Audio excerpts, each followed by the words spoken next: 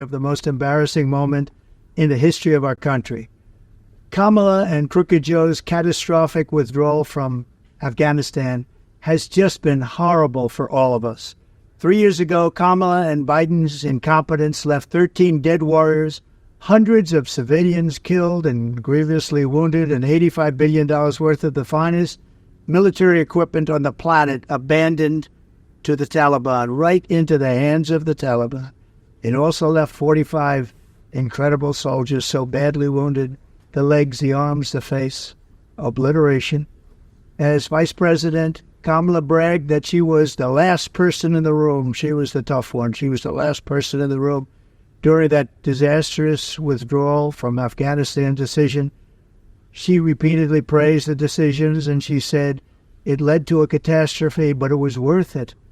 The incompetence and weakness on display from the Biden-Harris administration was an insult to every soldier, sailor, airman, and Marine who ever served in our U.S. military. As we mark this horrible occasion, we mourn with the families of the great American heroes who lost their lives 3 years ago, and we vow to never forget the supreme sacrifice they made for our country. America cannot afford 4 more years of Kamala Harris in the White House. She is a disaster. She's a radical Marxist. She destroyed San Francisco. She destroyed the state of California. Everything in her way she destroyed. She ran against Crooked Joe Biden and she lost. She was the first one out of 22 people. She was the first one to quit. She never even in the primary made it to Iowa. And this is not a person that should be running right now. She didn't get 1 vote. I'm not a fan of Biden at all. I thought he was the worst president in history. I think she's the worst vice president in history. But she got no votes. He got 14 million votes. They staged a coup.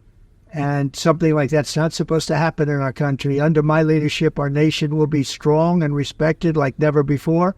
And I will keep America safe. I will keep it safer than ever before.